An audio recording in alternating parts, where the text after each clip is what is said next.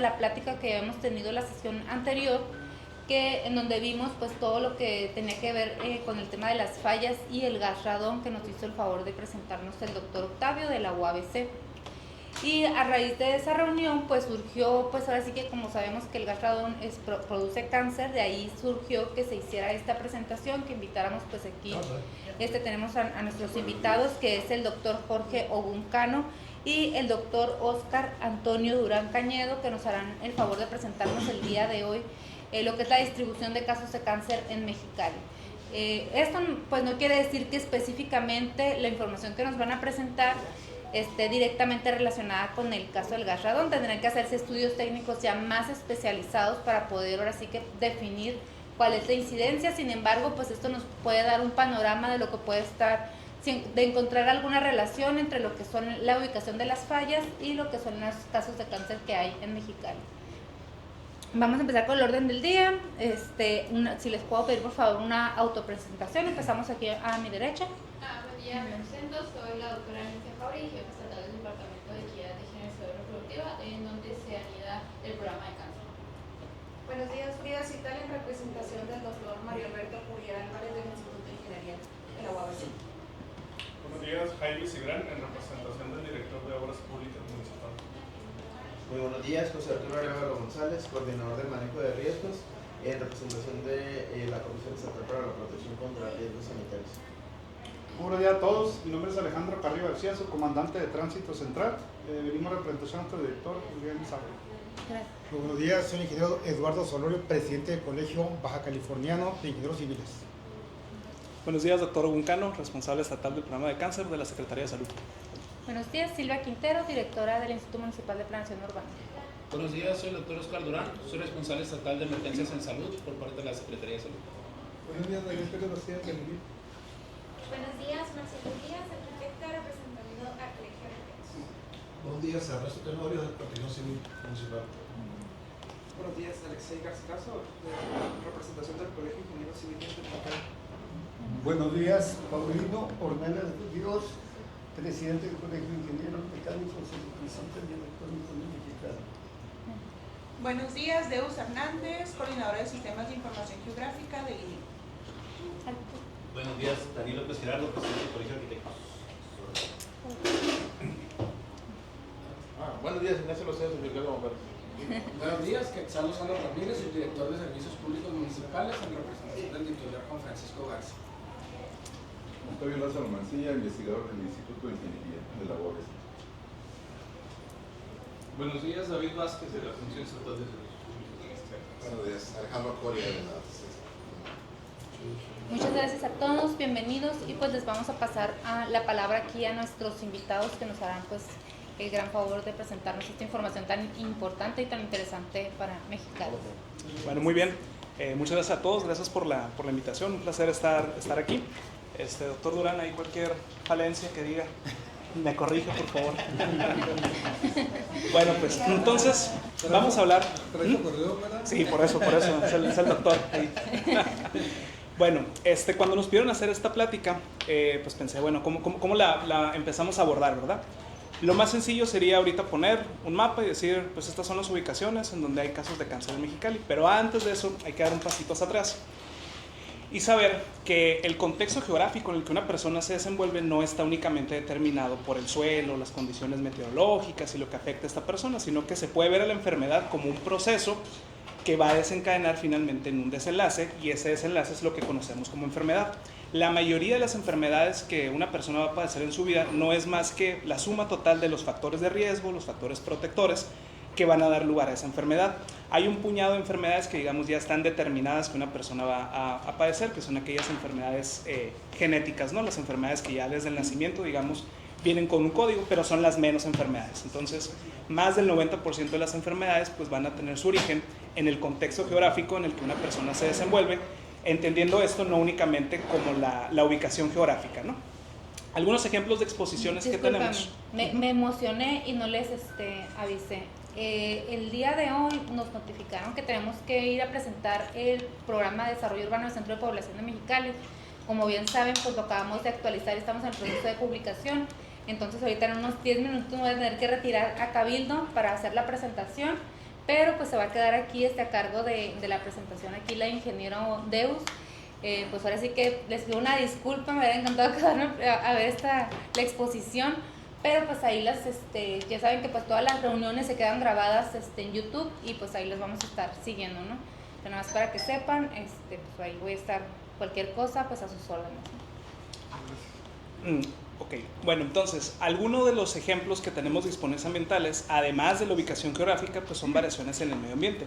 Como saben ustedes, los contaminantes aéreos, algunas partículas que se quedan suspendidas en el aire, pues van a irse depositando lentamente en los pulmones. No quiere decir que automáticamente vayan a generar una enfermedad, sino que conforme el tiempo una persona expuesta, pues va a ir desarrollando estas enfermedades. Es lo mismo que la exposición solar, porque una persona se exponga directamente al sol no quiere decir necesariamente que ya va a desarrollar un cáncer de piel, sino que es repetidamente conforme va pasando el tiempo. También tenemos efectos del entorno construido, que son algo así como, digamos, ¿no? Si alguien pudiera medir la concentración de establecimientos que venden comida rápida versus la concentración de espacios verdes, en las áreas en donde tengamos alta concentración de establecimientos de comida rápida y bajos lugares de áreas verdes para que la gente se pueda ejercitar, pues que se van a esperar a encontrar gente más obesa, gente con problemas cardiovasculares, enfermedad arterial sistémica. ¿Por qué? Porque las condiciones que rodean a esa persona pues les hacen fácil conseguir comida hipercalórica y no tener un complemento pues, para hacer ejercicio. Y finalmente tenemos pues las influencias conductuales, ¿no? Que ya son todos estos hábitos que las personas tienen. No hay un efecto conductual que te diga, esta persona va a fumar, es más propenso que se desarrolle más que uno solo, si en su casa fuman. Si la persona o su grupo de amigos fuma, esa persona tiene una alta probabilidad de fumar, sino de dónde adquiere el hábito. Lo mismo con otros hábitos que se pueden imaginar, sobre todo de adicciones, ¿no? Entonces, el conjunto de todas estas condiciones le decimos en medicina el exposoma. El exposoma es necesario para que todas estas predisposiciones genéticas que ya vienen, digamos, de fábrica de nosotros se vayan a exponer. Muchas personas, pues en algún punto de la vida podríamos desarrollar cáncer de piel, pero si nunca nos exponemos al sol o no vivimos en Mexicali, jamás vamos a desarrollar cáncer de piel. Entonces, ¿qué es lo que se espera? Que en Mexicali, con una alta radiación solar, pues vayamos a tener más casos de este tipo, lo mismo con el cáncer de pulmón, directamente pues por el tema de la contaminación, ¿verdad? Bueno, hay tres tipos de investigar la geografía respecto a la aparición de casos. El más sencillo de realizar es lo que le decimos un mapeo de incidencia o de mortalidad, que básicamente ubicamos en la representación geográfica, que puede ser a través de punto, mapas de calor, mapas de densidad, donde se concentran más casos. Estos son efectivos sobre todo en el contexto de algún brote. Cuando tienes algún brote de tuberculosis, algún brote de sarampión, pues vas mapeando ya sean los casos, las escuelas, los albergues, los asilos, y así ves en dónde están apareciendo los casos. ¿Qué te permite esto? Generar hipótesis. Vas aprendiendo por qué se puede desarrollar que en esta zona hay una mayor densidad de este tipo de casos. Aquí en Mexicali, ¿con qué se puede hacer muy bien esto? Con la riqueza.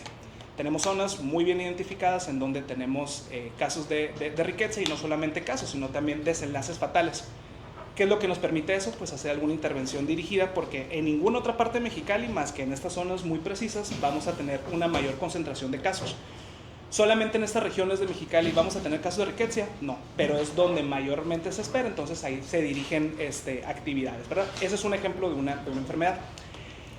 Lo que más, digamos, validez científica tiene es el segundo punto, y ahorita les voy a poner ese mapita en grande, que es la correlación geográfica, que básicamente lo que se hace es, mediante métodos estadísticos, podemos saber si la exposición a A, que digamos en este punto pues puede ser la exposición solar, la exposición a radón, la exposición en lo que nosotros quedamos, se correlaciona con la aparición de algún caso. Entonces lo único que haces es establecer una media, ¿no? Que es como esto. Estableces una media, que en este caso es el punto, es la línea azul, y vas viendo si la mayor parte de los casos van a ir aumentando y si están por debajo o por arriba de esa media.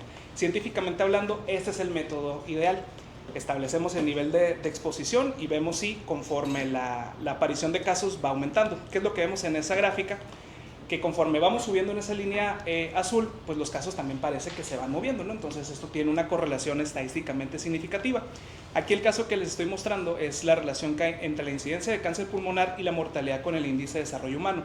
¿Por qué esto tiene relevancia? Porque la mayor parte de las sociedades avanzadas de los países que no están en vías de desarrollo, los países de altos ingresos, pues tienen poblaciones muy longevas. Entonces, ¿en quiénes esperan ustedes encontrar casos de cáncer de cualquier tipo, no nomás de cáncer pulmonar, en ese tipo de poblaciones? Estén pensando en los españoles, en los italianos, en los japoneses, todos esos países. Entonces, cada uno de esos puntitos representa un país.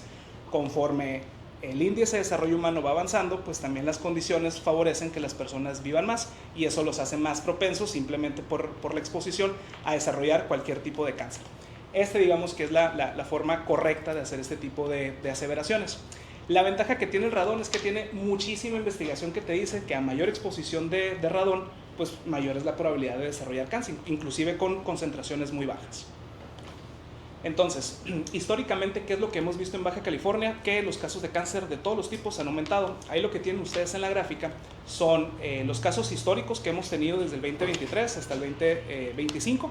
En lo que va del 2025 al corte, creo que lo hicimos el día de ayer o de antier.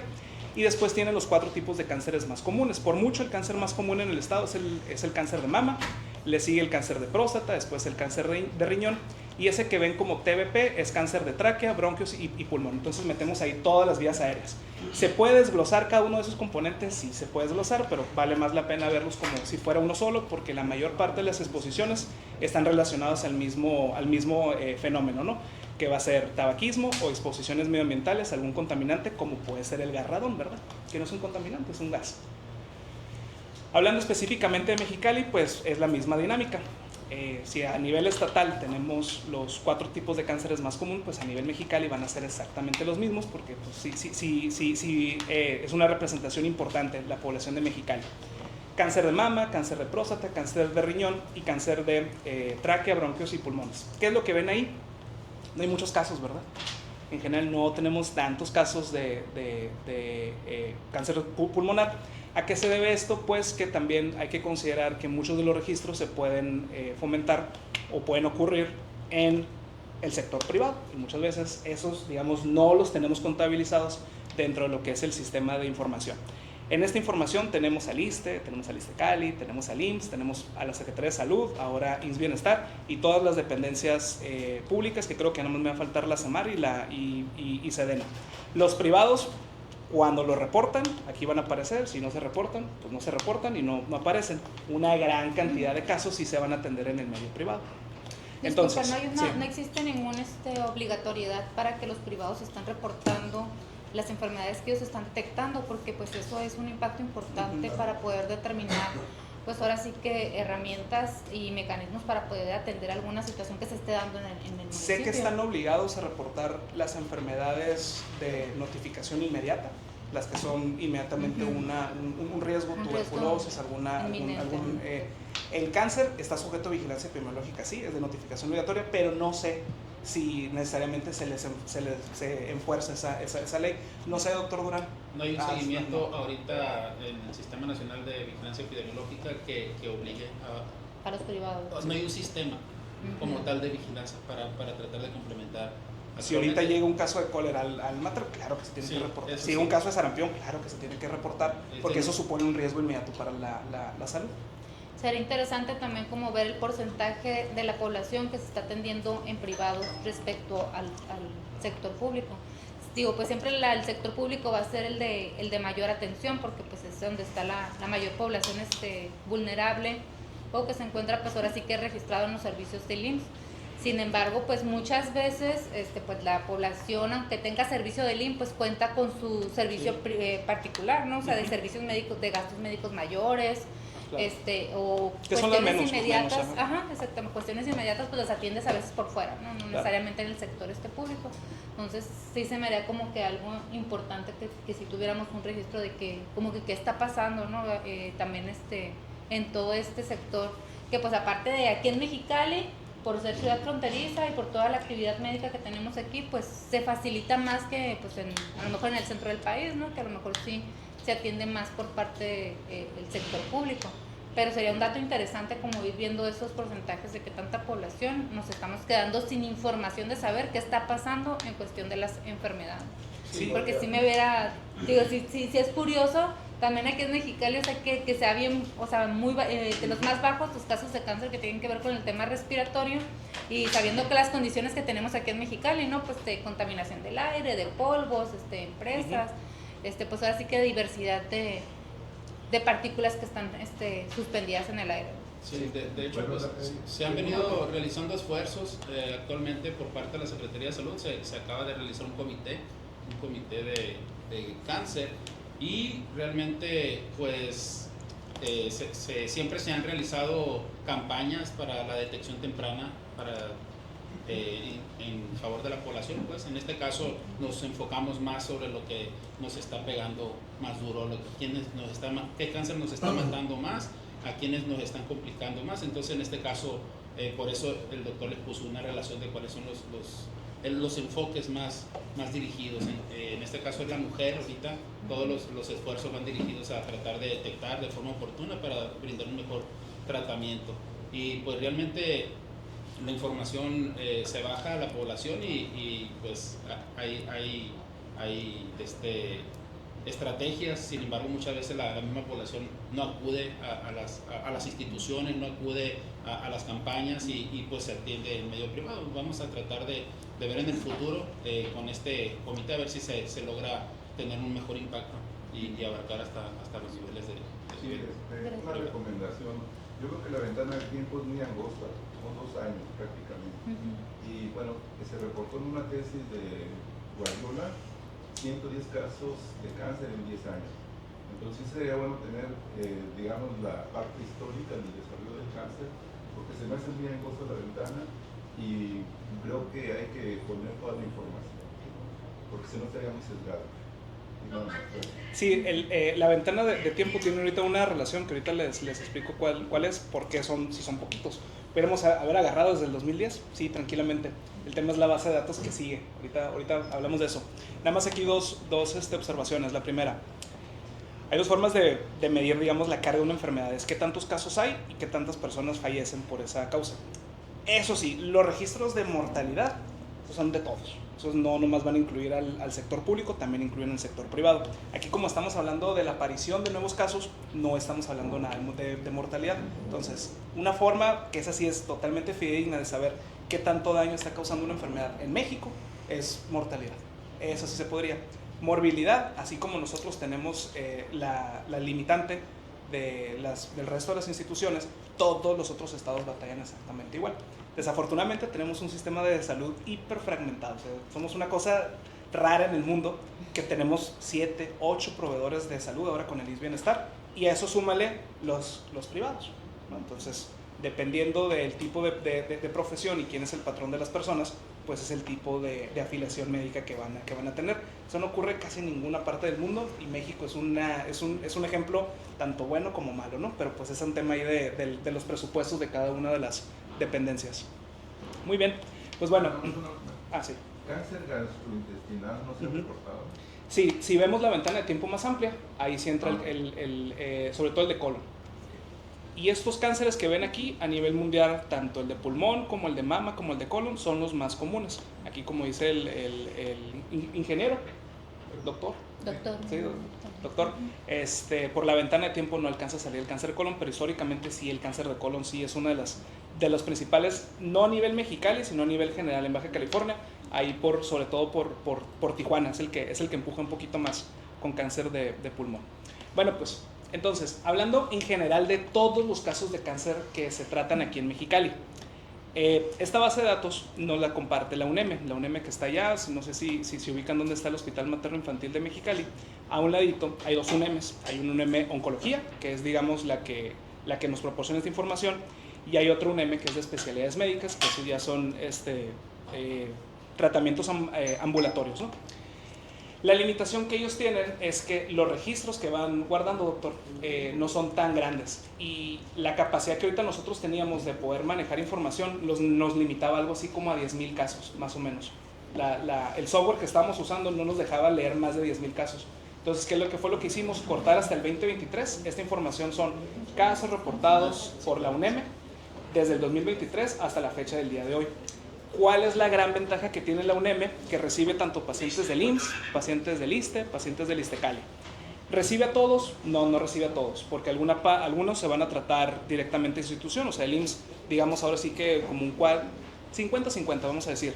50 se tratan en el IMSS, no aparecen aquí, y el otro 50% se va a tratar en la UNEM, que es lo que aparece aquí. Entonces este es un registro un poquito más directo, que solamente se hubiera podido obtener en Mexicali. Si quisiéramos hacer esto a nivel estatal, ahí sí nos metemos en otro problema, porque en Tijuana la dinámica es diferente, en Ensenada la dinámica es diferente. Hablando específicamente de Mexicali, la UNEM es una fuente de datos importantísima. Si nos vamos acercando un poquito más ya a lo que es el área un poquito más poblada de Mexicali, entre más rojo ven el círculo, quiere decir que hay una mayor concentración de casos. Hay otra limitación que tenemos en la base de datos. Hay muchas direcciones que están incorrectas o no las podemos ubicar. Si yo las pongo en el Google, no las podemos ubicar. Entonces, ¿qué es lo que hace el sistema? Las ubica geográficamente al centro de Mexicali porque es lo más cercano que tenemos. Entonces ahí no se alcanza a ver muy bien aquí, pero son alrededor de unos 500 casos más o menos que aparecen en el centro geográfico de Mexicali. Si tuviéramos bien la dirección, pues seguramente se distribuirían a otra de las partes, ¿no? La diferencia entre el rojo, el amarillo y el azul es que... Es la densidad de casos que hay ahí dentro. El azul obviamente son menos casos. Tiene sentido que se distribuya hacia las periferias porque hay una menor densidad de población, entonces menos personas van a reportar vivir ahí. ¿Qué es lo que notan ahí? Pues básicamente que en todos lados hay casos de cáncer, ¿no? Y si le hacemos todavía un poquito más, pues ahí ya se pierde el rojo, solamente queda el del centro de Mexicali y se van dispersando un poquito más los casos, ¿verdad? Aquí la cosa sería decir, bueno, pues esos son todos los tipos de cáncer que hay, ¿es correcto? Entonces, si recuerdan, tenemos pocos casos de cáncer de pulmón y así viéramos la ventana de tiempo un poquito más amplia, siguen siendo pocos. ¿Qué es lo que ahí está sucediendo? Seguramente muchos casos sí son un cáncer de pulmón, pero no se atendieron en UNEM porque llegaron directamente, pues tenían alguna comorbilidad, y tienen un desenlace fatídico. Es decir, nunca recibieron tratamiento, simplemente llegaron a fallecer a alguno de los hospitales, ¿no? ¿Cuál puede ser otra explicación? Se atienden en otra institución diferente a la UNEM. El ISSSTE-Cali, por ejemplo, no va a mandar tantos casos, ellos pueden tratar. El ISSSTE casi recibe los medicamentos con el nombre del paciente, entonces no van a llegar directamente a Mexicali. ¿Qué es aquí lo que valdría la pena? Pues tener, como dice el doctor, una ventana de tiempo más amplia y sobre todo ahora que ya tenemos la intención de dar de pronto un seguimiento de estos casos, pues asegurarnos que los registros de las direcciones estén bien, para saber exactamente en dónde están viviendo las personas. Y a esto sumarle sobre todo a qué se dedica la gente, ¿verdad? Porque también sabemos que las exposiciones ambientales, si una persona sale de su casa, pues ahora sí está sujeto a lo que existe en el medio ambiente y eso es lo que vas a ir recolectando, ¿no? Bueno, como les digo, la ventaja que tiene el radón es que es un gas que ya está muy estudiado a nivel médico. Sabemos que tiene una relación, así como el tabaco es la principal causa de cáncer de pulmón, la segunda causa es la exposición a radón. Del 8 al 13% más o menos de los casos van a estar relacionados a cáncer de radón. Es difícil comprobarlo en nuestro medio, sí, porque no tenemos estos estudios que le decimos prospectivos, no son estos estudios que a través del tiempo los vamos a ir estudiando, simplemente pues se sabe por literatura que no es directamente de nosotros. Algunos estudios recientes sugieren que el cáncer de la sangre, que es el cáncer linfohematológico en niños, cáncer en adultos, sobre todo por melanoma, y también otros cánceres ya del tracto gastrointestinal, como el hígado, el intestino delgado, podrían estar relacionados. El radón, digamos, tiene algo que se llama la plausibilidad biológica. ¿Qué quiere decir esto? Hay una lógica entre el efecto que puede causar el radón y cómo se puede dispersar hacia otros órganos. La mayor parte de las partículas de radón sí se van a quedar suspendidas, digamos, dentro del pulmón. Una parte va a ser absorbida a la sangre y esas partículas, cuando entran en contacto con otro órgano, podrían generar algún desequilibrio genético dentro de esas células. Es una hipótesis, es difícil comprobarlo. De nuevo, como les digo, solamente existe información suficiente para poder establecer la relación entre el cáncer de pulmón y la exposición a radón. Otro de las posibles causas, el mieloma múltiple, también se sabe que puede estar relacionado. Son poquísimos casos los que tenemos, esto sí, ni viendo en una ventana de 10 años. ¿Por qué? Porque la mayoría de los pacientes con mieloma múltiple llegan muy desmejorados a UNEM, no reciben tratamiento, simplemente llegan a internarse y van a estar perpetuamente hasta que desafortunadamente fallecen. Y lo mismo con el cáncer de hígado. ¿Por qué? Porque generalmente el cáncer de hígado está más bien relacionado a una persona alcohólica. Entonces las condiciones son muy desmejoradas en las que llega una persona y también la exposición a ciertos virus, ¿no? A los virus de la hepatitis. Son normalmente usuarios de drogas, entonces llegan en condiciones muy mejoradas y no se les hace, pues digamos, una detección a tiempo, simplemente llegan a alguno de los hospitales y desafortunadamente pues fallecen, ¿no? Entonces, como ven, tenemos información muy parcial. Si quisiéramos ver todos, tenemos información por todas partes de Mexicali. Entonces, el riesgo ambiental suma también que en el caso específico de Mexicali todas las patologías de cáncer van en aumento, así como en Mexicali en todo el mundo se está viendo este efecto que puede ser el envejecimiento de la población, radiación ultravioleta, la misma contaminación que existe en el ambiente. Cada vez vivimos en un mundo más contaminado, entonces eso también puede favorecer que se desarrolle no nomás cáncer de pulmón, sino otro tipo de cánceres. El mapeo espacial como el que estamos haciendo genera hipótesis, nos ayuda únicamente a saber de pronto dónde pudiera haber, pero hace falta pues hacer estudios bien estadísticos con esa significancia que estamos buscando, lo que le decíamos ahorita, la rayita esta, y ver si hay una relación. Saber qué factores queremos investigar. La profesión tiene mucho que ver. Los estudios dicen que los mineros tienen una mayor exposición a radón y no solamente les va a dar cáncer de pulmón, sino parece que también les da cáncer en otros órganos, y eso está bien demostrado. ¿Qué tantos mineros hay en Mexicali? Pues no somos una zona minera, entonces eso nosotros lo anulamos y tendríamos que ver a qué más se dedican las personas. Y en la mayoría de los casos es una suma de todo: la exposición al sol, la exposición al medio ambiente, la exposición al mismo gas. Todo eso va a ir sumando pues, para que una persona desarrolle cáncer de pulmón, en este caso, ¿no? Que es lo que estamos tratando de averiguar. Y bueno, por mi parte eso sería todo. No sé si alguien tenga alguna pregunta, alguna duda. Bueno, muy bien. Muchas gracias por su atención. Sí, por supuesto, por supuesto. Por supuesto. Sí. ¿Qué posibilidades hay de que haya afectaciones por radón y no se hayan registrado debido a que no se trató con un cáncer, sino simplemente murió por alguna afectación respiratoria? ¿Cómo en qué estaba pensando más o menos? Una neumonía, una posibilidad de que alguien haya fallecido afectado por el radón y simplemente... Bueno, aquí hay buenos expertos, ¿no? en esto de la medición, pero lo que estamos viendo es que si tú vas ahorita y mides en una casa cuál es la concentración de radón, para fines médicos no tiene relevancia, porque lo que tienes que hacer es dejar un sensor ahí que esté midiendo durante el tiempo, al menos unos 3 meses, recomiendan las guías, y sacar cuál es la media de la exposición de esa persona. Si tú ahorita vas y mides, pues a lo mejor tiene una ventana abierta y eso ya limpió. Si al día siguiente la cierra y vas otra vez y mides, pues ya no es la misma condición. Si de pronto tiembla y hay una grieta en la casa o esto, pues hace que más empiece a entrar al domicilio y eso aumenta la exposición de la persona. Cuando una persona se interna en el hospital, pues tú quieres saber qué es lo que esa persona tiene, ¿verdad? Si tiene una neumonía, pues bueno, tiene una neumonía, pero eso y el radón no están relacionados. Si le ves que en una radiografía que sale con una bola en el pulmón, pues aquí en Mexicali va a haber de dos: o tiene un tumor, efectivamente, o es una tuberculosis súper complicada y vas a querer descartar alguno de esos. Entonces, sería complicado determinarlo. Aparte también en los hospitales nos basamos principalmente por sintomatología clínica y el tiempo de inicio de síntomas.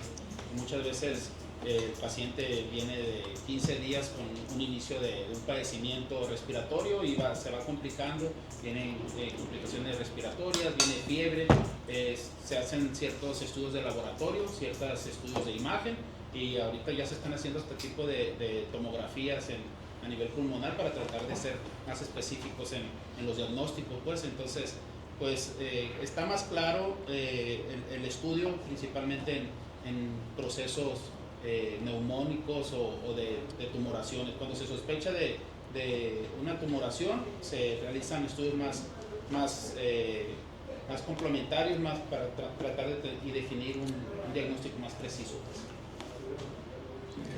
Bueno, el radón considero que es un factor, es el que más se ha estudiado. El radón tiene una vida media de 3.98 días, casi 4 días, que dura ahí la gente el radón. Proviene del radio 226, que tiene una periodo de vida media de 1600 años, pero el radón tiene prácticamente 4 días. Y el problema es que después de eso decae a polonio 218. Entonces, según lo que yo he visto de estudios, es tanto el radón como el polonio 218, y ya estando en tracto respiratorio, pues puede haber que Claro. es radiactivo, ¿no? Entonces, no sé qué tanto se ha estudiado la cuestión del polonio, que es otro de los, sería un área de oportunidad para estudiarlo. Claro, sí, ese sí no lo tenía yo en el radar. Sí, porque independientemente de donde esté el radón, sigue desintegrándose. Sí, claro. Y pasa y luego de ahí decae hasta, dura varios tiempos, ¿no? Hasta llegar a pulmón. Y entonces es otro factor también. Por aquí había un comentario. ¿Existe alguna idea de cuál es el tiempo de exposición mínimo? Yo sé que hay varios factores ahí, pero por ejemplo, el clorogas, que es un material peligroso, sabemos que en la segunda respiración ya tuvimos un daño, como dijeron dos veces, pero en el caso de un material radioactivo, ¿se tiene alguna información de cuánto tiempo de exposición mínimo se requiere para que Lo que dice la OMS no establece un tiempo de exposición, pero sí establece un umbral de exposición. ¿Qué quiere decir esto? Si uno fuera a medir, digamos, las exposiciones, estaríamos hablando de que el límite, digamos, tolerable son 100 becquereles por metro cúbico. 100. Ah, bueno, sí. Claro. Si no puedes llegar a esa, o digamos, no es factible por las condiciones del suelo, de la casa, lo que tú te tienes que asegurar es que esa casa no sobrepase los 300 becquereles. Eso es todo. No te dice durante cuánto tiempo, no te dice si son necesarios 5 años. De pronto hablamos ahorita de la susceptibilidad genética. Alguna persona que ya tenga alguna susceptibilidad, algún daño pulmonar, a lo mejor requiere días, meses, no se sabe. Y hay personas a lo mejor que van a ser más resistentes, que van a ser al año. Piénsenlo, ¿no? Una persona que ahorita empieza a fumar, no se espera que ahorita vaya a desarrollar cáncer de pulmón, ni que necesariamente va a desarrollar cáncer de pulmón. Ni todos los fumadores tienen cáncer, ni todas las personas con cáncer de pulmón son fumadores. Entonces es lo mismo con el radón, pero sí se establecen umbrales de tolerabilidad, digamos, ¿no? De entre 100 a 300. Y sí, hay unos estudios muy interesantes que te dicen que conforme más empieza a aumentar esa exposición, llega un punto en el que se vuelve ya exponencial el número de casos de cáncer pulmonar.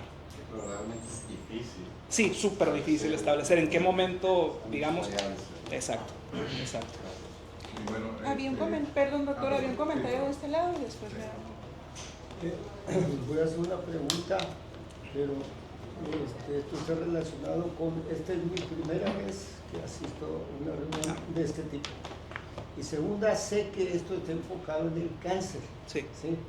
Más sin embargo, la ciudad de Mexicali es una de las ciudades más contaminadas y tiene sus efectos sobre la salud. ¿Ya presentaron alguna plática sobre eso o van a hacer una plática posterior para analizar la situación de la contaminación y el efecto sobre las personas y las probables soluciones? No que yo sepa, no ha habido ninguna presentación al respecto. No sé, ingeniero Arevalo, si tenga más información. Aquí sobre la mesa ya ha habido antecedentes, no recientes, pero ya ha habido antecedentes, y en otros foros, recientemente hubo un foro binacional para abordar el tema de la contaminación del aire en particular, y van vinculadas, van asociados la carga de la enfermedad asociada a cáncer y a otro tipo de problemas respiratorios va asociado a la cuestión de la contaminación del aire. Igual, como mencionan ahorita con el aspecto del radón, es complejo establecer una causalidad, pero se pueden correlacionar los casos, ¿no?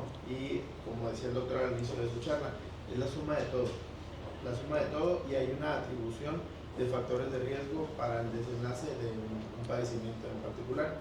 Bien mencionaba usted ahorita, para la toma de decisiones, justamente la información que se vierte aquí en la mesa abona a la colaboración entre las entidades que la componen para que se hagan acciones proactivas y se puedan corregir algunos aspectos.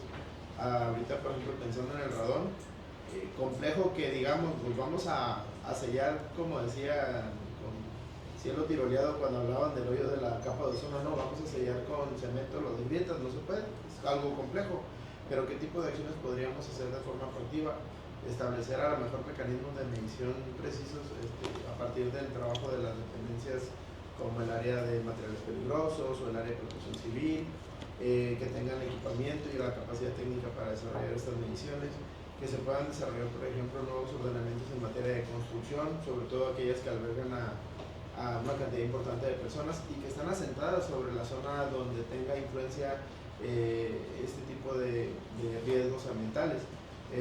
Podría también fortalecerse los sistemas de vigilancia epidemiológica, una serie de acciones de forma transversal con todos los participantes de la mesa para que justamente a mediano plazo podamos tener más noción de lo que está ocurriendo y cómo contener o al menos mitigar un poco los efectos de este tipo de riesgos. Entonces, sí se ha tocado el tema, a lo mejor podría ser tema para actualizar aquí en la mesa, el de contaminación del aire, pero sí van de la mano, ¿no? Van de la mano los desenlaces que se puedan ofrecer. Y aunando un poco el comentario, digo, aquí están los arquitectos, van a saber más que yo.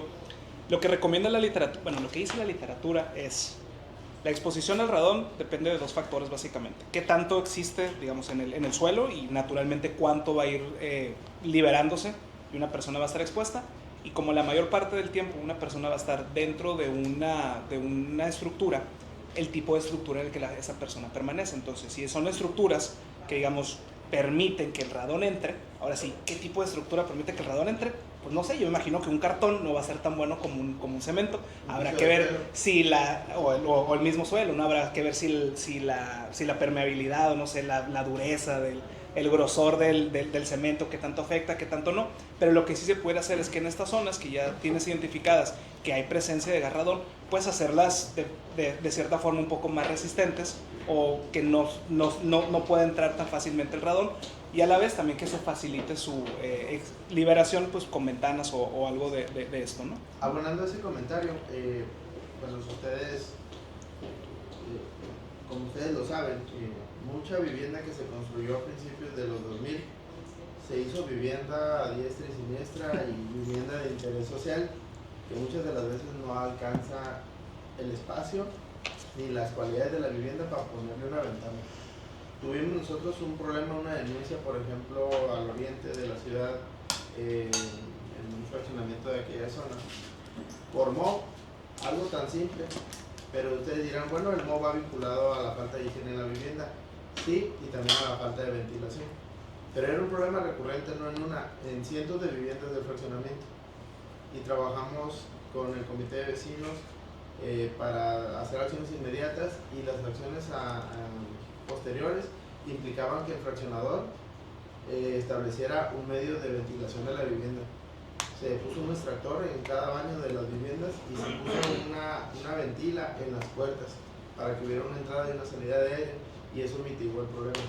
Entonces, ahí vemos un ejemplo de cómo una mala construcción puede desencadenar o exacerbar factores de riesgo. Quizás la tierra que se utilizó para emparejar, no sabemos, había gran cantidad de esporas de moho, el propio polvo ya lo haya traído, pero se desencadenó ahí en cada vivienda este tipo de problema, y ahí es un agente biológico que crece y lo vemos, pero por ejemplo el radón no lo vemos. Y podría estar ocurriendo lo mismo, y con una acción tan sencilla como la ventilación podríamos estar mitigándolo. Entonces, hacia allá irían encadenadas las evidencias de riesgo que podamos nosotros detectar, y como trabajo conjunto en la mesa lo podríamos resolver. Pero pues a veces la falta de política pública acertada puede desencadenar justamente este tipo de problemáticas, ¿no? Pues toda esa vivienda que se construyó no solamente trae problemas de carácter sanitario, también puede tener problemas de carácter social, porque pues, convergen ahí todas las acciones entre vecinos, ¿no? Y sé que hay un comentario por allá, nada más algo antes. Si a mí me preguntan, doctor, es que vamos a poner una casa y va a tener ventilación para que el gas radón, yo les diría, no, tranquilo con el gas radón, tuberculosis. Ahí, o sea, el factor más importante para que una persona desarrolle tuberculosis es convivir con otra persona que tiene tuberculosis, y Mexicali es top 2, ¿no? Si no es el 1, es el 2, no sé si todavía estamos en el 1, pero es top 2. Entonces, la necesidad creo que se puede crear no desde el gas radón, sino con que tenemos una patología que está directamente relacionada con el hacinamiento, y el hacinamiento ya no es únicamente el número de personas que habitan, sino que también ventila cuántas ventanas va a tener esa casa, que se pueda ir limpiando, digamos, todo este aire. Y entre todo, pues también se lleva el gas radón, ¿verdad? Pues también se va a llevar al bicho, a la micobacteria, ¿no? Sin irnos tan lejos. Había dos comentarios. Había un comentario aquí, luego acá. Sí, nada más compartirles lo siguiente. Valores de radón que se han medido en suelo. ¿A qué se refiere esto? A 70 centímetros de superficie. Lo medimos en la Progreso, son 40.000 becquereles sobre metro cúbico. 40,000. 40,000. Y aquí en la UABC, el Instituto de Ingeniería de las Afueritas, nos dio 20,000 becquerelios sobre metro cúbico. Entonces es muy alto. O sea, en suelo es mucho mayor y la cuestión es de que como estamos en una frontera de placa y hay estira y afloja del terreno, el terreno se comporta como una esponja, entonces a veces sale más, a veces sale menos. Cuando va a haber un terremoto, en otros sitios he estudiado que emite mucho radón. Entonces yo creo que es importante hacer un estudio para ver qué tanto es el peligro que se llama potencial de radón en toda la ciudad, aunado con lo que son las mediciones que se han hecho que se tienen que actualizar. Ahora, Reina y uno de sus estudiantes hizo un estudio de radón intradomiciliario, pero fueron menos de 10 casos. Entonces, pues eso no dice nada, ¿verdad? Se necesita hacer, y donde se mira radón en el suelo, se tiene que medir radón en los interiores. Y creo que eso nos ayuda. Ingeniero, doctor, tengo una duda. Yo anduve buscando un mapa, no lo encontré. Digamos, de concentraciones de radón. No tenemos. Pero no en Mexicali, sino en México. O sea, algo que te diga, aquí donde está más rojito hay más. No hay, no lo encontré. No lo hay. No hay. Entonces yo hice un estudio en Morelia de radón igual de la distribución. Y bueno, básicamente mi interés en un inicio era la cuestión de las fallas. Okay. Entonces vi que los mayores valores de radón se concentran a lo largo de fallas. Aquí también. En el mapa de Guardiola, hasta parece que estoy viendo aquí un lineamiento que está relacionado con la mayor incidencia de radón. Sí, pero bueno, puede ser coincidencia, ¿no? Entonces aquí están todos los casos, pero sí sería bueno no sé, hacer ese estudio que les digo, potencial de radón, mezclado con concentraciones, mediciones in situ, y bueno, y la parte de lo que dicen mediciones en el interior. Y digo, lo bonito de las matemáticas es que luego si tuviéramos esa información, pudiéramos sacar en cada una de estas zonas cuál es la densidad poblacional, entonces asignarle un riesgo, ¿no? Exactamente. En base a la densidad poblacional, tú esperarías ver tantos casos así, pero estás viendo tantos así, entonces aquí no es. Pero en estos, donde la densidad poblacional esa equilibra todo, estamos viendo más, pues ahí es donde te vas a concentrar, ¿verdad? Así verlos a grosso modo, pues sí, como dices, puede ser una... Pudiese tener la información completa de más ancha la ventana de tiempo. Sí se puede. Gracias. Interesante, perdón. Interesante en un futuro, ahorita que está el colegio de ingenieros mecánicos, civiles y demás. Nada más una disculpe. Sí. Lo que se recomienda a nivel mundial es tener el piso sin grietas. Sí. O sea, evitar pisos de tierra, grietas, se resanan y no hay problema. Y un área bien ventilada. Acá no se requiere mucho. Sí. Nada más, gracias. Ahí justamente iba orientado el comentario. El desarrollo de materiales, ya sea a partir de los propios concretos o los recubrimientos como lo que existen hoy como pinturas de alta tecnología que podrían ayudar a mitigar la exposición de esas partículas, ¿no? Partículas emitidas por el radón o el propio gas que entrara a la vivienda. No hay mucho asentamiento o viviendas con piso de tierra como en otras regiones del país, pero aún así algunas encuestas todavía manifiestan porcentajes importantes, ¿no? Para la zona geográfica y económica en la que estamos, el que existan todavía viviendas con piso de tierra. Y obviamente eso va a desencadenar otro tipo de problemas como mencionamos hace rato de la reflexión. Desde el punto de vista del concreto se va a fisurar. En Mexicali se diseña para eso. Entonces, tan simple como ustedes ven un firme concreto y ven los cortes que se hacen, esos son para por diseño. Son para guiar las fisuras. Entonces el concreto realmente es poroso, tan así como que se tiene que impermeabilizar un techo, ¿no? Porque si no el agua se filtra. Entonces realmente el concreto no es la solución, al menos en Mexicali. No sé si se deba a los métodos de diseño que usábamos o a los espesores que son 10, 15 centímetros, pero realmente fisuras siempre va a haber, aunque sean microfisuras, van a existir. Pues.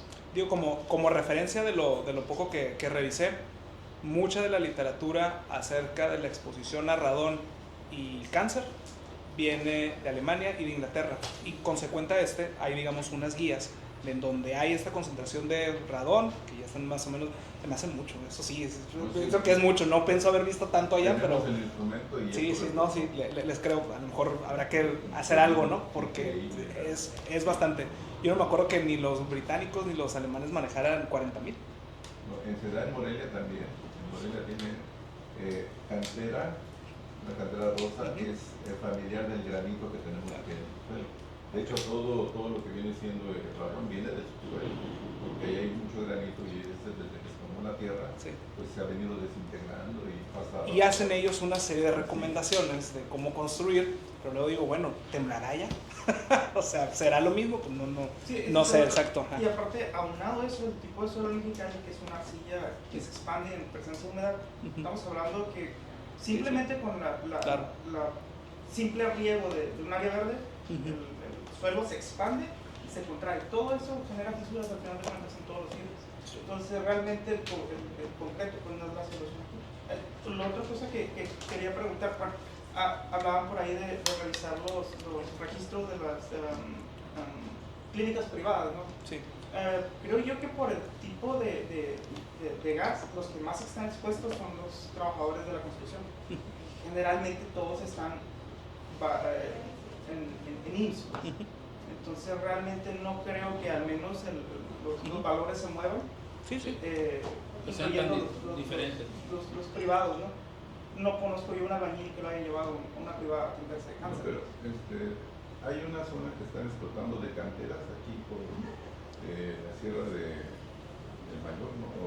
No es la que está. Entonces eso tiene ya años explotándolo y prácticamente están haciendo digamos explotación de cantera y granito y todo eso debe de tener algo relacionado con la montaña. No, sí, a lo que voy es ellos no creo que tengan una atención privada como para que muevan los valores. Se cambie, pues. Tal vez los de la mina que están cerca de San Felipe seguramente tienen algún tipo de atención privada, ¿no? Eso que usted menciona de la exposición relacionada a la ocupación, ese último punto que está en la segunda viñeta, el último punto que dice mortalidad por cáncer, trabajadores en minas, proviene de un estudio de China, que básicamente lo que hicieron fue eso. Siguieron a toda la población de personas chinas que se dedicaban a la mina. Había unas personas que luego ya no se dedicaban, no importa, las seguían siguiendo a través del tiempo y ahí fue donde se dieron cuenta, oye, parece ser que estas personas son más propensas a desarrollar esos 3 tipos de cáncer, además del cáncer de pulmón. Entonces, eso es lo que idealmente debería de ocurrir, tener un grupo de pacientes que sabemos tienen una exposición que al menos biológicamente tiene sentido que se pudiera desarrollar y seguirlos a través del tiempo.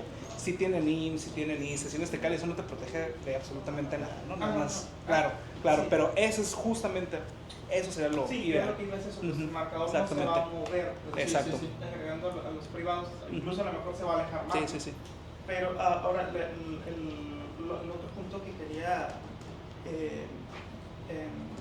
llegar era, hay una relación de los casos de cáncer del Mexicali comparado con México en general, a nivel nacional. No, la dinámica es bien parecida. Lo que nosotros tenemos ligeramente más, y sobre todo en los últimos años, es melanoma de la piel. Y seguramente. Pero es marginal, digamos, la diferencia. Okay. También creo que tiene que ver que ahora se hace más el diagnóstico, se reporta y ¿no? O sea, todo esto. Ahora una persona pues ve un lunar que ya se le parece raro y a lo mejor ya está un poco más concientizado y va y se revisa y resulta que es un melanoma en etapa temprana. Eso se reporta. Si la media nacional, digamos, está en 15, por inventar un número, Mexicali andará en 17, 18, marginal. A través del tiempo seguramente ese número va a ir creciendo porque ahorita es uno de los que más ha ido en aumento. Ahora otro punto, el programa de cáncer no tiene seguimiento de sus pacientes, nos lo proporciona el departamento de epidemiología y si vamos viendo a través del tiempo, el melanoma es el que parece que más ha ido aumentando y el de colon, ese sí en todas partes del mundo, el de colon. ¿Y no sería bueno que de aquí del IMSS surgiera algún comité que se encargara de reunir toda esa información? Creo que es importante, tanto privada como pública, creo que sería algo, no sé qué dependencia les tocaría. Pero yo quiero comentar algo muy importante. Un tratamiento, un diagnóstico, un seguimiento de cualquier tipo de cáncer probablemente te pueden diagnosticar en el medio privado, pero es muy difícil económicamente darle un seguimiento, o sea, se llaman gastos catastróficos. Si tú o cualquier persona quiere llevar un seguimiento de forma personal, tienes que tener mucho dinero para atenderte de forma particular. En su gran mayoría se detectan en zonas públicas, pero cuando se llega a detectar de forma privada, el paciente va y se afilia a una institución. ¿Por qué? Porque son gastos catastróficos. Entonces, de cierta forma, probablemente quede uno, dos, que tres que queden desbalagados, que sí tengan el recurso económico, que sí tengan la manera, pero realmente nomás para seguirle un seguimiento, el tratamiento y cirugías y biopsias y más tratamiento, no, es muy difícil, ¿eh? Entonces, realmente, por eso, sí, es casi, aquí lo importante que mencionó el doctor desde un inicio, la carga de la enfermedad como mortalidad. Nosotros ahí tenemos a todos los que se mueren de cáncer, eso sí los tenemos. Entonces, y cáncer de pulmón no está dentro de los más comunes, pues. Entonces, tenemos viene el certificado de defunción y pues los tenemos todos, pues. Las personas que fallecen por cualquier causa, ahí llegan al departamento de epidemiología y tenemos la forma de checar. Entonces, para relacionar el cáncer o clavarnos con la idea de que sí tenemos mucho cáncer de pulmón, definitivamente no. A lo mejor lo interesante sería saber qué tanto influye para otro tipo de cáncer, ¿verdad? Porque si el cáncer de mama y el cáncer cervicuterino son de los que más nos están pegando y son donde realmente está muy, muy descontrolado las cifras comparadas con los otros cánceres, entonces ahí sería qué tanta relación pudiera tener este garradón, cómo pudiera impactar. Es que ya son otros factores que ya están determinados. También sería bueno considerar los casos de mortalidad y saber si fue porque la persona fumaba mucho o no fumaba, ¿no? Y eso le ayudaría, por ejemplo, a discriminar. A lo mejor las que no fumaban puede ser que el radón no se haya fumado, ¿no? No sé, tal vez ese estudio. Sí, en ese tipo de, ya como comentaban ahorita, son hipótesis, pues. Hay múltiples factores, los ambientales es muy importante. Realmente vivimos en una ciudad muy contaminada y la otra, pues, los factores genéticos, los factores ocupacionales también son muy importantes. Entonces, para ir quitando y tratando, no podemos, sería otro de los factores, otro más, el gas radón, pero no podemos asumir una causa que si no fue por tabaquismo, fue por esto, es muy difícil. Había otro comentario. Sí, gracias. Un comentario. Con respecto a los hongos en las instalaciones dentro de las viviendas, los únicos dos puntos de contaminación biológica que hay en una vivienda, no es que alguien tenga perros, ¿verdad? O gatos. Es el baño y la cocina. Son los dos lugares donde tenemos posibilidades. Baño y cocina. Y la cocina.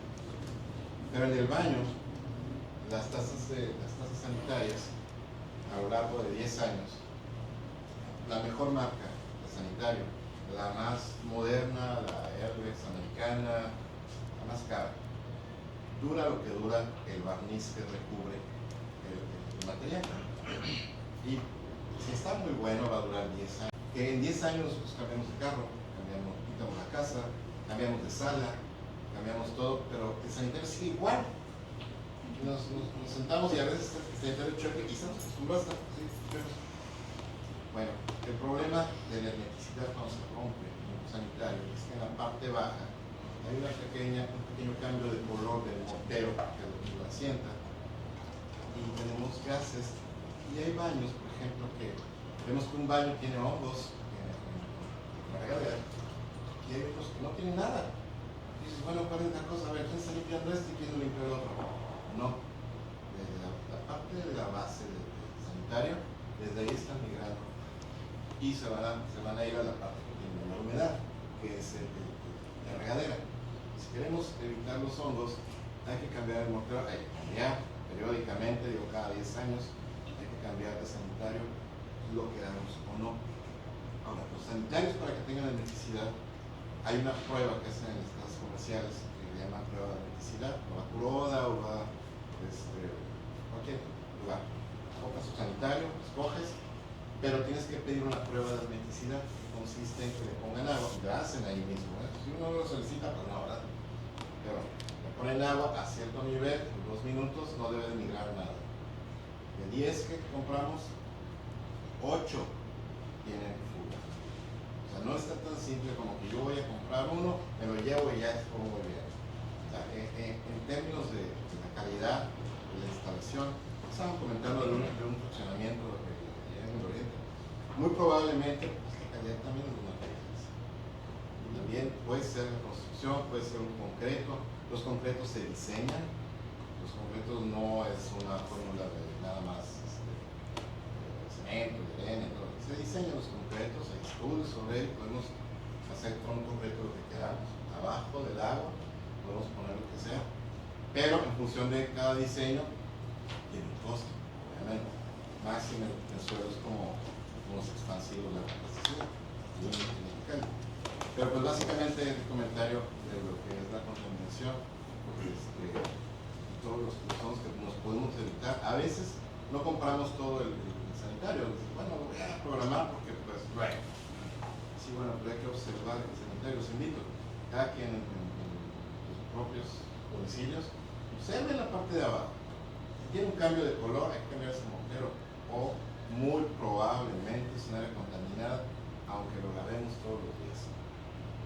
Vamos. Gracias. Correcto. Y ahí justamente era el comentario que se asomaba hace rato con lo de las viviendas, ¿no? Tuvieron vicios de origen, o no sé de qué tipo, pero se construyó vivienda aparentemente de interés social, que aún así era a elevado costo comparado con el valor real de la vivienda, materiales muy malos y un margen de utilidad muy grande, pero es cuanto el comentario. ¿Otro comentario? Sí, dos comentarios. Hace varios años hubo manifestaciones de personas que vivían alrededor de la planta geotérmica porque tenían problemas con los niños y varias cosas, ¿no? Entonces el Congreso citó a especialistas de la UNAM para hacer mediciones. Pero esto me trae a la memoria que las fallas geológicas producen ese famoso argón, ¿o cómo dijeron? Argón. Entonces, ahí hay una falla geológica, más aparte, en el proceso de quitar impurezas al vapor que sale, había otro proceso que le achacaban que esa era la causa. Entonces, puede estar relacionado con enfermedades, ¿sí? Seguramente. O sea, eso es por un lado. ¿Qué hicieron los investigadores? Dijeron que todo estaba bien, pero ¿en qué estaban basadas? Estaban basadas en una NOM que es obsoleta y que no se aplica en otros países, ¿sí? O sea, respecto a la NOM de México, hay muchas NOM que dicen que está bien, pero no están actualizadas, ¿sí? Y son riesgos. Prueba de eso lo tenemos con las plantas de energía que pusieron rumbo al Centinela y que en Estados Unidos no quisieron que se instalara. Pero el aire es el aire y se va para el viento sople. El condado de acá demandó a esas empresas y de creo que 3 chimeneas o 4, algunas tuvieron que cambiarlas. Entonces, la legislación en cuanto a cuestiones de ciertas contaminantes, estamos muy atrasados en ello. Igualmente las desalinadoras, ¿por qué las ponen en México? Porque sus estándares no son tan estrictos como en Estados Unidos. Traen mucha contaminación las desalinadoras, ¿sí? Bueno, ese es un punto. El otro punto es en lo que comentabas de las viviendas. Hay un programa estatal de vivienda económica. No va a tener problemas lo mismo que tuvo en aquel fraccionamiento, o sea, por cuestión de espacio, por cuestión de ventilación y todo. Esa es una pregunta, ¿no?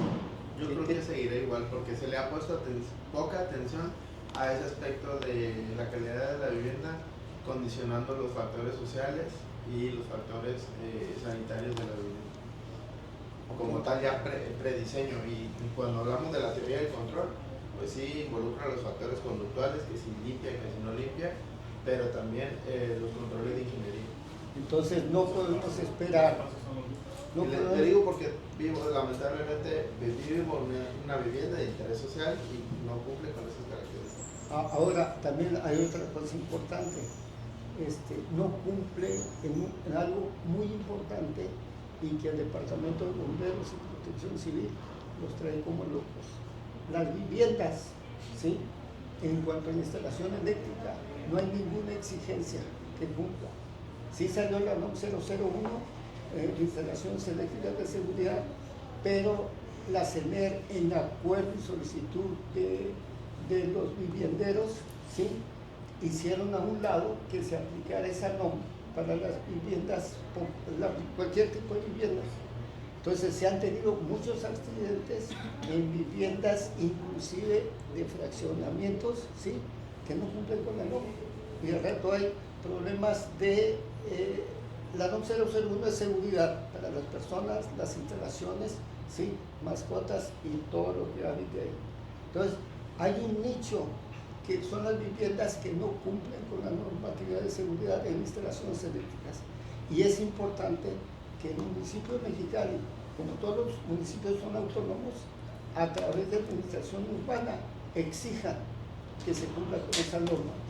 Acaban de sacar la nueva, el reglamento de edificaciones para el municipio de Mexicali. El arquitecto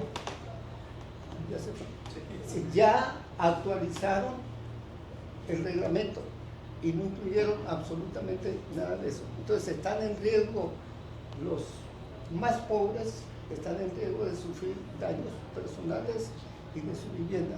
Entonces ahí sería muy bueno que el Departamento de Bomberos también en un momento dado exigiera que se cumpla con esa normatividad. Es todo. ¿Algún otro comentario? Bueno, yo quiero regresar, perdón, doctor Octavio, ahorita había hecho un comentario acerca de que el IMIR podía, o una propuesta sobre que el IMIR recabara alguna información. ¿Me lo podría repetir? Bueno, básicamente, pues decir lo siguiente, el radón es un peligro, no se puede calcular el riesgo, entonces lo que se puede hacer es hacer un estudio de potencial de radón, que implica varias cosas, seguir un protocolo de 10 pasos, y eso una vez que se tenga nos dará una idea de dónde son las áreas más problemáticas, pero combinado con lo que son mediciones de concentración. No son dos, una parte que se puede decir que es geológica, que tiene que ver con ciertos aspectos relacionados con el lugar, la vegetación, la topografía, y eso sería el estudio, ¿verdad? Pero las mediciones de concentración, que ya tenemos unas, pero son del 2014, entonces requiere algo actualizado. Entonces sí es importante que se hagan. Entonces se podría combinar además con mediciones en el interior, ese sería otro punto. Serían tres: el potencial de radón, concentraciones de radón en suelo y concentraciones de radón en interior. Y con eso ya tendríamos una idea bien clara de cuál es el peligro. Creo que nada más que podría agregar también las observaciones en los subterráneos. Hay pocos, pero empiezan Bueno, habría que tener también, eso ya sería más que nada la cuestión de la exposición y la vulnerabilidad, o sea, la vulnerabilidad está asociada con lo que viene siendo las habitaciones, o sea, cómo están las casas y todo eso. No, me refiero, pero eso sería después. Me refiero, por ejemplo, casos como ahorita que es un atractivo turístico, la Chinesca.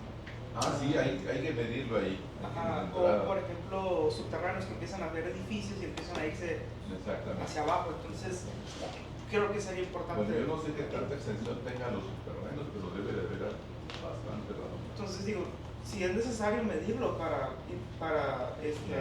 poderles exigir algún tipo de ventilación, que se haga, pero si ya se sabe que existe, ya se ha medido, a lo mejor lo que deberíamos hacer es simplemente medirlo.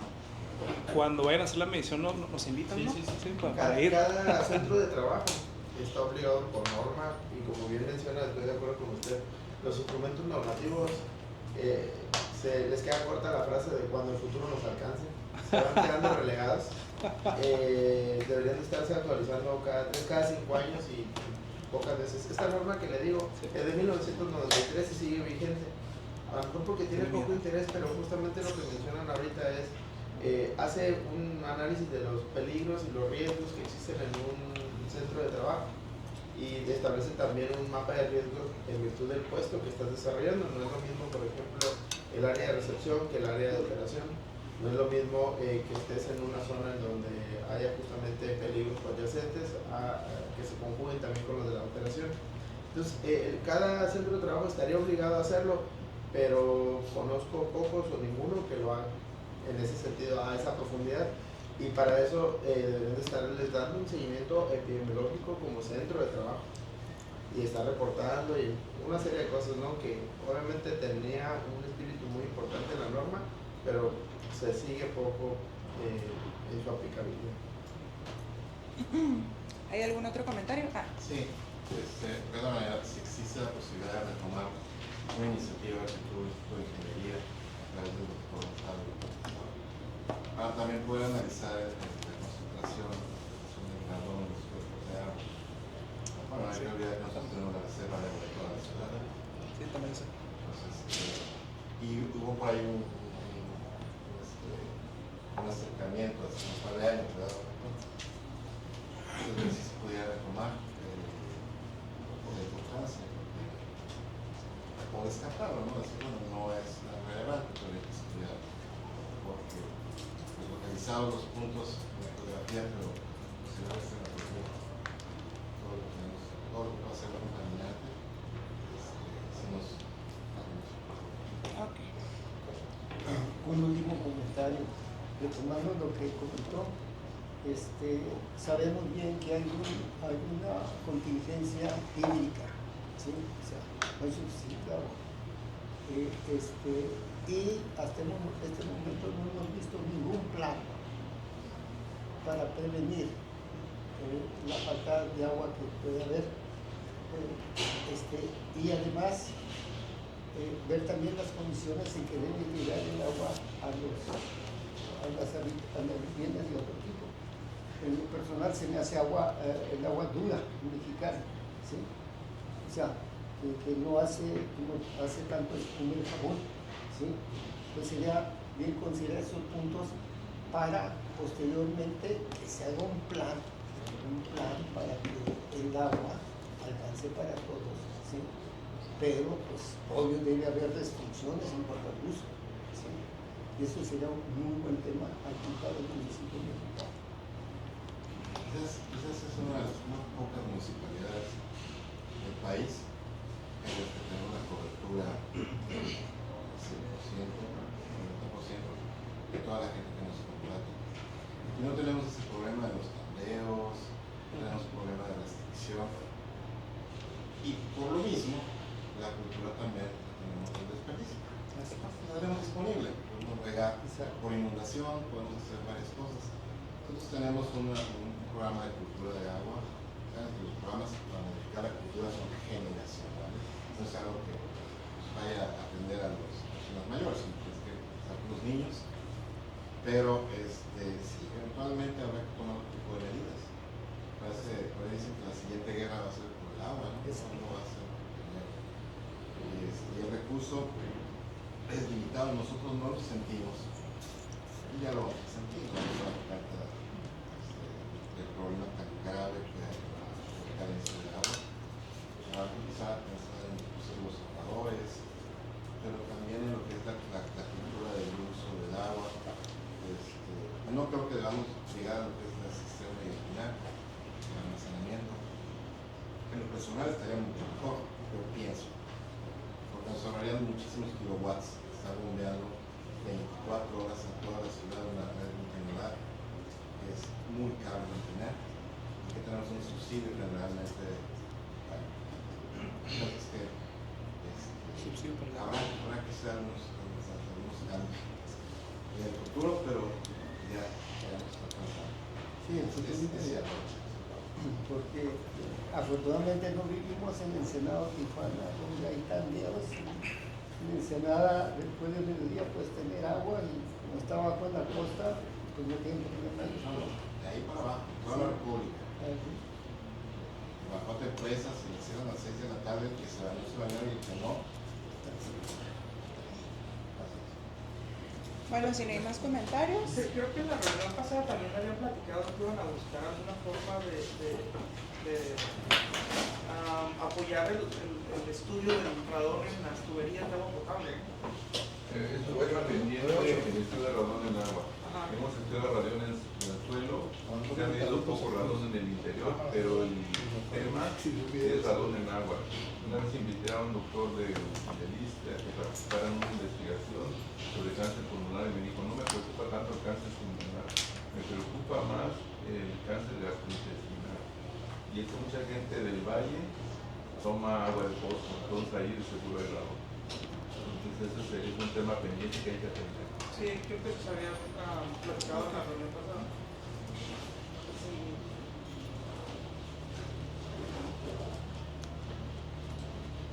¿Hay algún otro comentario? Bueno, para finalizar voy a hacer entrega de los reconocimientos, los voy a leer. El Instituto Municipal de Investigación y Planeación Urbana de Mexicali otorga el presente reconocimiento en agradecimiento por su invaluable participación con la ponencia Incidencias de casos de cáncer en Mexicali y la distribución en el territorio, impartida a los integrantes de la Mesa 10, Monitoreo, Investigación y Análisis de Riesgo del Consejo Municipal de Protección Civil, proporcionando información técnica y científica en la materia. Y firma la maestra arquitecta Silvia Leticia Quintero Díaz, la directora del IMIP. El primero es para Jorge Ogún Cano Torres. Gracias. Y el doctor Oscar Antonio Durán Cañeda.